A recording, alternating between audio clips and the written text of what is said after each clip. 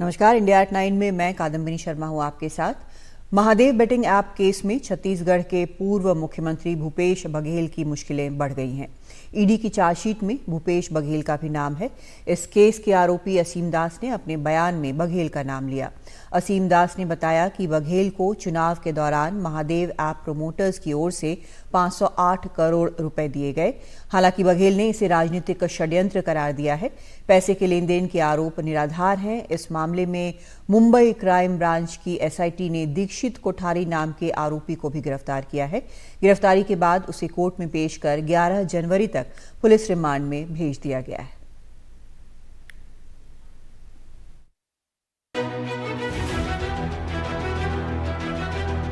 Mahadev batting app मामले में ED की इस 87 पन्नों की चार्जशीट ने छत्तीसगढ़ के पूर्व मुख्यमंत्री भूपेश बघेल की मुश्किलें बढ़ा दी हैं।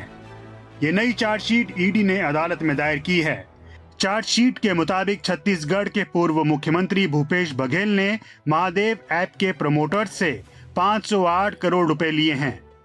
शुभम सोनी ने ईमेल हमको किया था। ईमेल में उसने बातें बताई थी 508 करोड़ के संदर्भ में कि जो पैसा जो है एक सीएम और उनके पुत्र हैं और कोई आईपीएस अधिकारी हैं उनको प्रदान किया गया है और महादेव ऐप को सुचारू रूप से संचालन के लिए।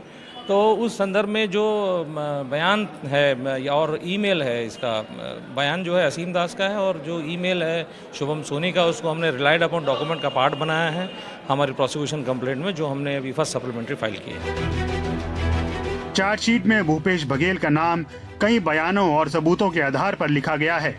चार्जशीट के मुताबिक नवंबर 2023 में रायपुर से असीम दास नाम के शख्स को पकड़ा था। उसके पास से 5 करोड़ 39 लाख रुपए बरामद हुए। असीम दास ने ईडी को बताया कि ये पैसा छत्तीसगढ़ के उस समय के मुख्यमंत्री भूपेश बघेल को जाना था और इसका इस्तेमाल छत्तीसगढ़ विधानसभा में होना था। असीम दास के मुताबिक पैसा भेजने वाला दुबई में बैठा महादेव ऐप का प्रमोटर शुभम सोनी है, जो अब तक 508 करोड़ रुपया हवाला के जरिए भूपेश बघेल को भेज चुका है। असीम के मुताबिक वो 2 बार शुभम सोनी उर्फ पिंटू भैया से मिलने दुबई जा चुका है। इसके बाद शुभम सोनी ने दुबई से एक वीडियो जारी कर कहा कि भूपेश बघेल को उसने असीम के जरिए 508 करोड़ रुपए भेजे हैं। अंदर हो रहे थे कुछ। इसके बाद ईडी ने शुभम सोनी को मेल भेजकर शुभम का बयान पीएमएलए के तहत दर्ज किया, जिसमें उसने वही आरोप दोहराए।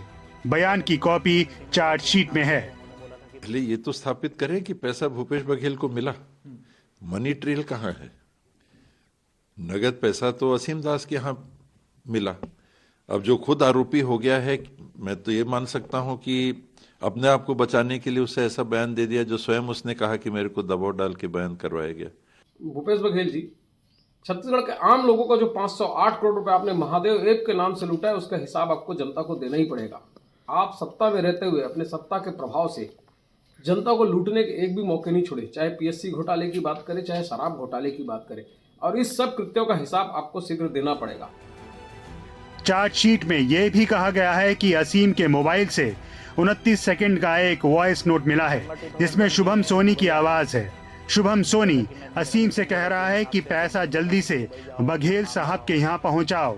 हालांकि असीम अदालत में अपने बयान से पलट गया था, लेकिन ईडी के अधिकारियों ने जेल जाकर उसका दोबारा बयान दर्ज किया था। इस चार्जशीट के बाद अब भूपेश बघेल की मुश्किलें बढ़ने वाली हैं, क्योंकि ईडी बहुत जल्दी ही उनको सम्मन जारी कर सकती है और उनसे पूछताछ कर सकती है। ईडी इस पूरे मामले में मनी ट्रेल को इस्टेब्लिश करने की कोशिश कर रही है और भूपेश बघेल को ये बताना होगा कि अगर उनके पास ये पैसा आया है तो ये पैसा कहां से आया और फिर कहां गया। नई दिल्ली से कैमरामैन प्रेम सिंह के साथ मैं मुकेश सिंह सेंगर, एनडीटीवी इंडिया। पश्चिम बंगाल में ईडी की टीम पर हमले के बाद टीएमसी नेता शाहजहां शेख के खिलाफ लुकआउट नोटिस जारी कर दिया गया है। राशन घोटाले में कल ईडी ने शाहजहां शेख के ठिकानों पर छापा मारा था। तभी करीब 800 लोगों ने ईडी की टीम पर हमला कर दिया था। हमले के बाद से ही वो फरार है। सूत्रों के मुताबिक शाहजहां शेख ने कल बांग्लादेश भागने की भी कोशिश की थी, लेकिन नाकाम रहा। फिलहाल उसके पश्चिम बंगाल में ही कहीं छुपे होने की खबर है। दूसरी तरफ पश्चिम बंगाल के उत्तर 24 परगना जिले में ईडी ने तृणमूल कांग्रेस के नेता शंकर आध्या को गिरफ्तार कर लिया। राशन घोटाले में गिरफ्तार करने पहुंचे ईडी अधिकारियों के सामने उनके समर्थकों ने जमकर हंगामा किया।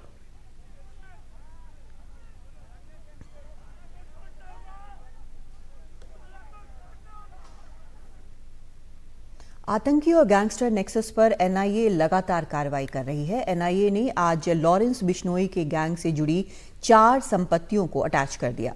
एनआईए ने हरियाणा, पंजाब और उत्तर प्रदेश में कार्रवाई कर संपत्तियों को कुर्क किया। एनआईए के मुताबिक ये सभी संपत्तियां आतंकवाद की आय हैं, जिनका इस्तेमाल आतंकी साजिश रचने और गंभीर अपराधों को अंजाम देने के लिए किया जाता है।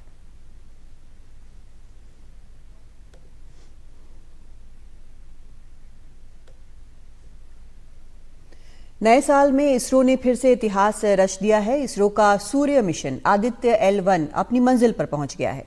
अब पहले मिशन आदित्य L1 सूर्य के L1 पॉइंट पर पहुंच गया। फिर सफ़र जो है 2 सितंबर 2023 से जो शुरू हुआ था, वो अब पहुंचने के बाद इस जगह पर वो अब और भी रिपोर्ट्स भेजेगा, वहां पर स्टडी करेगा। मिशन के सफल होने के साथ ही प्रधानमंत्री मोदी ने भी ट्वीट कर देशवासियों को बधाई दी और इसे भारत के लिए मील का पत्थर करार दिया। मिशन आदित्य L1 सौर तूफानों के आने की वजह सूर्य से निकलने वाली गर्म हवाओं की स्टडी करेगा। इसके साथ ही सौर वायुमंडल को भी समझने की कोशिश करेगा। इसरो के मुताबिक आदित्य L1 सूर्य के बदलते हालात के बारे में पहले ही जानकारी दे देगा, जिससे पृथ्वी की कक्षा में पहले से ही मौजूद 50 से ज्यादा भारतीय उपग्रहों की रक्षा करने में मदद मिलेगी। इस पर और जानकारी दे रहे हैं एनडीटीवी के साइंस एडिटर पल्लव बागला। आदित्य L1 सैटेलाइट भारत का पहला स्पेस बेस्ड सोलर ऑब्जर्वेटरी है और 126 दिन के मैराथन के बाद आज भारतीय अंतरिक्ष एजेंसी ने अगर कहा जाए तो एक अंतरिक्षीय सूर्य नमस्कार करके आदित्य L1 सैटेलाइट को अपनी कक्षा में पहुंचा दिया। यहां से आदित्य L1 सैटेलाइट अब अगले 5 साल तक सूरज पे पैनी नजर रख पाएगा। अनइंटरप्टेड और कंटिन्यूअस ऑब्जर्वेशंस होंगे सूरज के।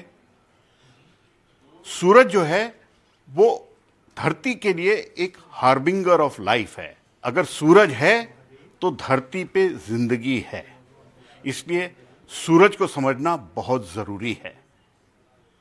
और सूरज के बहुत रहस्य हैं, बहुत सारे सीक्रेट्स और मिस्ट्रीज हैं जो हम नहीं जानते।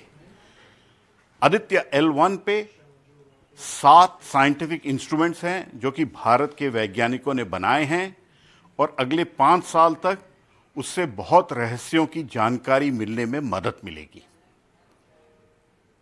अगर एक और चीज बोली जाए, भारतीय अंतरिक्ष एजेंसी ने आज के आदित्य L1 सैटेलाइट के सक्सेस के साथ हैट्रिक भी रचा है। पहले चंद्रयान 3 से चांद के दक्षिणी ध्रुव के करीब सक्सेसफुली सॉफ्ट लैंडिंग हुई। नए साल के दिन एक्सपोसैट से ब्लैक होल्स और न्यूट्रॉन स्टार्स की स्टडी करने को जो सैटेलाइट था उसको सक्सेसफुली भेजा गया और आज आदित्य L1 सैटेलाइट अपनी हेलो ऑर्बिट में पहुंच गया। तो भारत ने एक तो अंतरिक्षीय सूर्य नमस्कार किया, एक हैट्रिक लगाई और कहा जाए तो जो मून वॉक शुरू हुई थी उससे अब एक सन डांस भी कर रहा है भारत का अंतरिक्ष एजेंसी। आदित्य L1 सैटेलाइट की नजरें भारत के वैज्ञानिक भी रख रहे हैं उस पे और दुनिया के वैज्ञानिक भी उसका डेटा चाहते हैं, क्योंकि वो अपने में एक बहुत नायाब सैटेलाइट है। भारत की अंतरिक्ष एजेंसी ब्रह्मांड और सोलर सिस्टम के बारे में जानकारी इकट्ठा करने के लिए एक के बाद एक 3 सक्सेसफुल मिशन किए हैं और ये एक बहुत बड़ी कामयाबी है। नई दिल्ली से पल्लव बागला, एनडीटीवी इंडिया के लिए।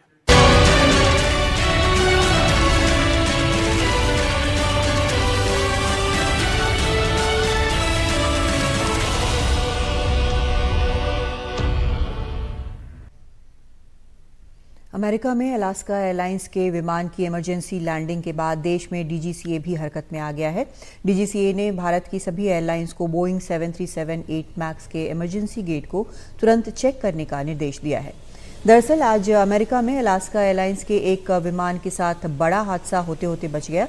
बोइंग 737-9 मैक्स विमान के टेक ऑफ के कुछ ही देर बाद विमान का इमरजेंसी गेट टूटकर हवा में उड़ गया। इसके बाद विमान की इमरजेंसी लैंडिंग करानी पड़ी। अमेरिका में ये विमान पोर्टलैंड से ओंटारियो जा रहा था। हादसा 16,300 फुट की ऊंचाई पर हुआ। विमान में सभी 171 यात्री और 6 क्रू मेंबर सवार थे और फिलहाल सुरक्षित हैं। अलास्का एयरलाइंस ने हादसे की जांच शुरू कर दी है। साथ ही एयरलाइंस ने अगले आदेश तक सभी बोइंग 737-9 मैक्स विमानों के उड़ने पर पाबंदी भी लगा दी है।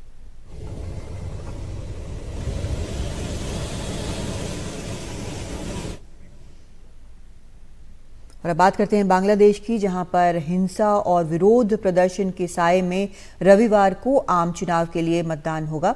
इस बीच विपक्षी दलों ने 48 घंटे का विरोध प्रदर्शन शुरू कर दिया है। मुख्य विपक्षी दल बीएनपी के चुनाव का बहिष्कार करने के बाद शेख हसीना का जीतना तय माना जा रहा है, लेकिन गंभीर सवाल भी उठ रहे हैं। इससे पहले कल रात ढाका जा रही ट्रेन में आग लगा दी गई।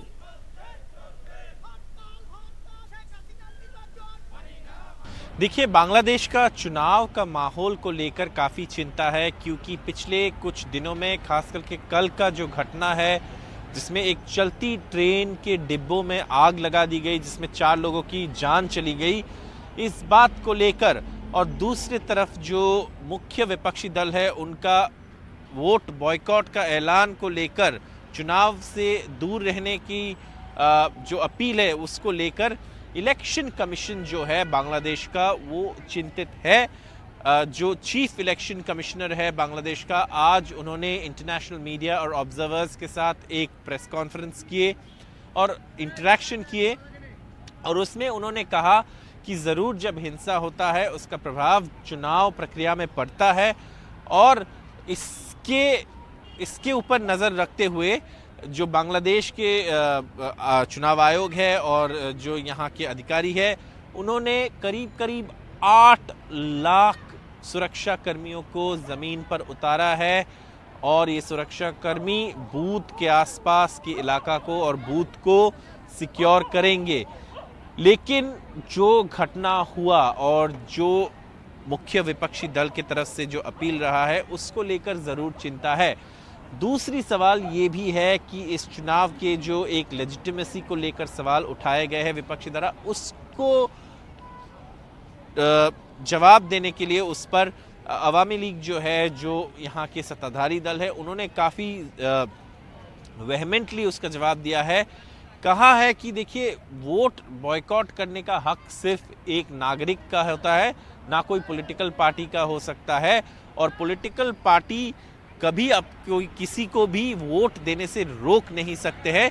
अपील तो ज़रूर कर सकते हैं, लेकिन वोट देने से रोक नहीं सकते हैं, और अगर किसी को वोट देने से रोका गया तो इसके ऊपर कठोर कार्रवाई होगी, ऐसे भी बताया गया है।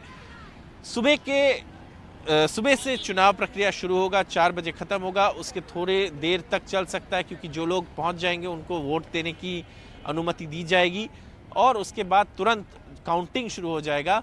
लेकिन इस चुनाव को लेकर अभी भी कुछ सवाल उठ रहे हैं।